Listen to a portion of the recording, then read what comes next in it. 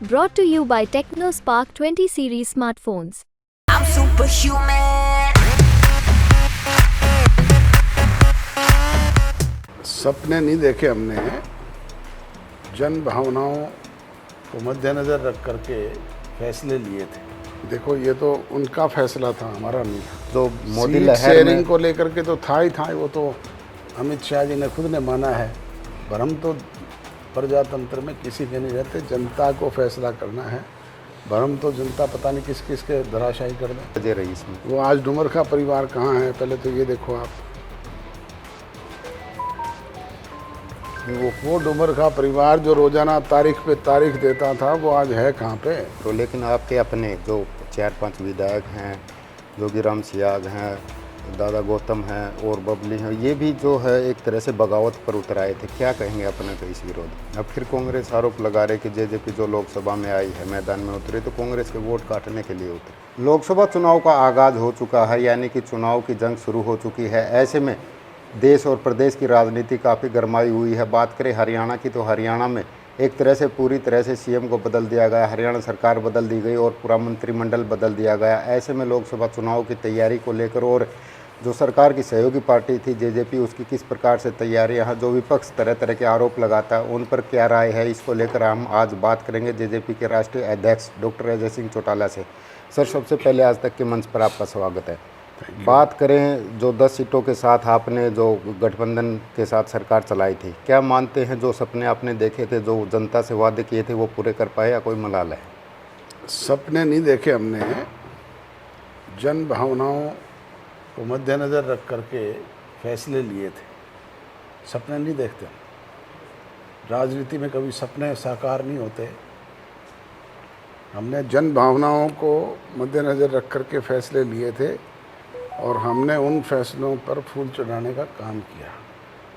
हमने अपनी 90% मांगे जो है, विपरीत परिस्थितियों में 2 साल कोरोना रहा, 1 साल किसान आंदोलन रहा, उसके बावजूद भी बाकायदा कानून बनवा करके लागू करने का काम किया। और अंतिम समय पर भी हमने भारतीय जनता पार्टी को यही कहा कि आप हमारा एक फैसला लागू कर दें जो आपसे प्रॉमिस हुए थे इन बिटवीन दुष्यंत और अमित शाह जी के बीच में। 5100 रुपये पेंशन लागू कर दें, हम तो आपकी 10 की 10 मदद कर देंगे।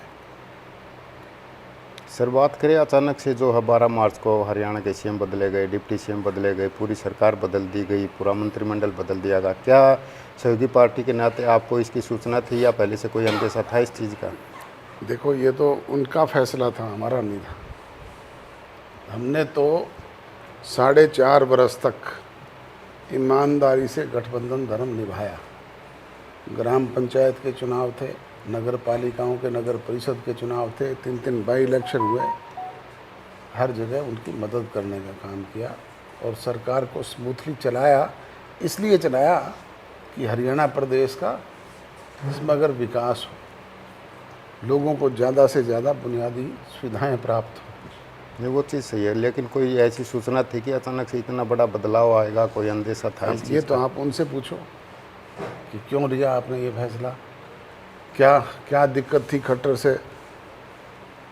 सर, बात करें जो गठबंधन टूटा, तो क्या मानते हैं कि लोकसभा चुनाव की जो सीट शेयरिंग को लेकर था, पेंशन को लेकर कोई विवाद था, या जो मोदी सीट लहर शेयरिंग में को लेकर के तो था ही था, वो तो अमित शाह जी ने खुद ने माना है कि हम तो 2 सीट हमारी जो पहले जीती हुई थी उन्हीं को मांग रहे थे कि हमें भिवानी, महेंद्रगढ़ संसदीय क्षेत्र और हिसार सीटें हमें दें। वो उन्होंने दी नहीं, तो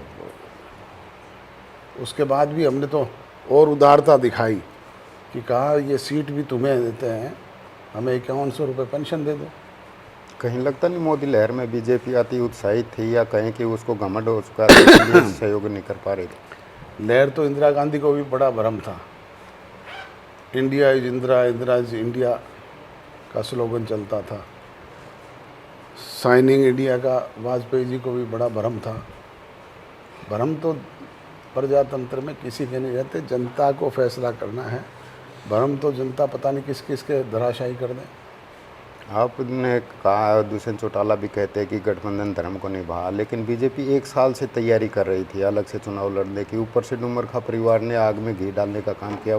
क्या लगता है वो भी वजह रही इसमें? वो आज डुमरखा परिवार कहाँ है, पहले तो ये देखो आप। वो डुमरखा परिवार जो रोजाना तारीख पे तारीख देता था, वो आज है कहाँ पे? इसके साथ ही जो दीपेंद्र हुड्डा है, गठबंधन टूटते ही वो काफ़ी उग्र हुए। उन्होंने कहा कि मैंने 3 महीने पहले कहा था कि जेजेपी और बीजेपी में जो है वो गठबंधन तोड़ने का भी गठबंधन हो चुका है। वो कह रहे हैं कि उनकी भविष्यवाणी अब सच हुई है। वो क्या भविष्यवाणी करते हैं राजनीति में, वो ज़्यादा भविष्यवक्ता हो सकते हैं, ज़्यादा उनकी बड़ी सोच हो सकती है, परंतु मैंने कहा ना कि प्रजातंत्र में फैसला जनता करती है। सर, विरोधी होते विरोधियों का काम होता है, वो डुमरखा हो या दीपेंद्र हो, लेकिन आपके अपने जो 4-5 विधायक हैं, जोगीराम सियाग हैं, दादा गौतम हैं और बबली हैं, ये भी जो है एक तरह से बगावत पर उतर आए थे। क्या कहेंगे अपने का इस विरोध पर? कौन बगावत पे उतर आया, कौन हमारे साथ है? हमारे संगठन के जो लोग थे हमारे साथ हैं। अब कहा जो मांगा घी था वो तो पता नहीं किसकी थाली में चला जाए, वो एक अलग चीज़ है, और समय पे लोग उनको भी अपना फैसला बता देंगे। पहले भी अनेक लोगों ने इस तरह के प्रयास किए हैं, उनका भविष्य क्या है आप बता दो। सर, कहा जा रहा है कि जो 5 बागी विधायक हैं उनको बीजेपी अब लोकसभा में उपचुनाव के डर से नहीं ले रही, कह रहे हैं कि लोकसभा चुनाव के बाद बीजेपी उनको शामिल कर सकती है अपने आप में। कर ले, मुझे हमें क्या दिक्कत है, हमें क्या दिक्कत है, कर लो। जेजेपी की तरफ से उनको प्रदेश अध्यक्ष निशान सिंह, उन्होंने नोटिस भेजा था उनको, कारण बताओ नोटिस, कोई जवाब आया है किसी विधायक का? वो उनसे प्रधान जी से पूछो, मेरे पास तो इस तरह की कोई फीडबैक नहीं है। सर, एक जो गठबंधन धर्म था उसके बीच में सबसे पहली दरार मानी जा रही थी जब राज्यसभा का चुनाव था, कार्तिकेय शर्मा को भेजा गया, उस समय दिग्विजय को भी भेजा जा सकता था। क्या मानते हैं कि कहीं ना कहीं? नहीं, कभी हमने ना इस तरह की डिमांड की, ना हमारी कभी सोच थी। कार्तिकेय शर्मा को सबसे पहले मैंने प्रपोज किया था और मुख्यमंत्री से कहा था कि हमारे 10 के 10 विधायक जो हैं वो अनकंडीशनली से सपोर्ट करेंगे, बाकी आपने फैसला करना है। सर, लोकसभा की बात करें तो जो टिकटों का दौर जारी, बीजेपी ने 10 की 10 टिकटें दी हैं, आपने भी एक टिकट घोषित कर दी गई है। कांग्रेस से जो उम्मीदवार आए थे बीजेपी ने उनको 6 को टिकट दी है, आपने भी जो एक टिकट घोषणा की है वो भी जो है चंद दिनों पहले ही कांग्रेस से आए। तो क्या लगता है बीजेपी का या जेजेपी का कांग्रेस के नेताओं से इतना ज़्यादा प्यार है? मैं अनेक बार आपसे पहले भी कह चुका। पहले बात तो ये बताओ, आप कांग्रेस, कौन सी कांग्रेस की बात करते हो? जो कांग्रेस 10 साल में अपना राजनीतिक संगठन खड़ा नहीं कर पाई, 3-3 प्रदेश अध्यक्ष बदल गए, 5-5 प्रभारी बदल गए, रोज़ाना आपके चैनल्स पे मीडिया में देखते हैं कि 10 दिन में लिस्ट आ जाएगी, 15 दिन में लिस्ट आ जाएगी, आज तक तो आई नहीं। लेकिन ज़्यादातर पार्टियां उन्हीं कैंडिडेट को कांग्रेस से ही लाकर उम्मीदवार बना रही है। कैंडिडेट्स की बात नहीं होती, ये तो ये देखा जाता है कि जिन राव बहादुर सिंह जी की आप बात करते हैं वो जन्मजात हमारी पार्टी के सदस्य रहे, बीच में कुछ समय के लिए भटक गए, इधर उधर चले गए, पर वो भी बहुत कड़वा अनुभव उनका रहा। अब फिर कांग्रेस आरोप लगा रहे कि जेजेपी जो लोकसभा में आई है मैदान में उतरे तो कांग्रेस के वोट काटने के लिए उतरे। भैया जी, हम किसी के वोट काटने के लिए नहीं, जननायक जनता पार्टी चौधरी देवीलाल जी की नीतियों पर चलने वाली राजनीतिक दल है। हमने कभी ना नीतियों से समझौता किया है ना करेंगे। सर, बात होती है लोकतंत्र की, कहा जाता है कि देश में सबसे बड़ा लोकतंत्र है, लेकिन जिस तरह से सीएम हेमंत सोरेन को गिरफ्तार किया, केजरीवाल को गिरफ्तार किया गया, कांग्रेस के जो खाते सीज कर दिए गए हैं, बार बार ईडी का सीबीआई का डर दिखाया जा रहा है, मानते हैं लोकतंत्र जिंदा देश में? ये फैसला जनता को करना है। जनता भी तो बारीकी से इस चीज़ को अध्ययन कर रही है।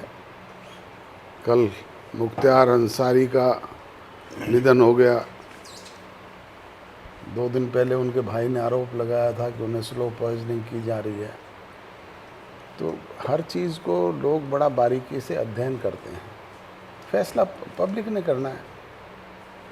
सर, कांग्रेस हो या आम आदमी पार्टी, वो ये भी आरोप लगाने लगे हैं कि अब दुष्यंत की भी बीजेपी ने फाइल तैयार कर ली है घोटालों की कुछ, अरे और भाई, उसी दबाव में बीजेपी का साथ हमें दे इन दे। फाइलों से मत डराओ।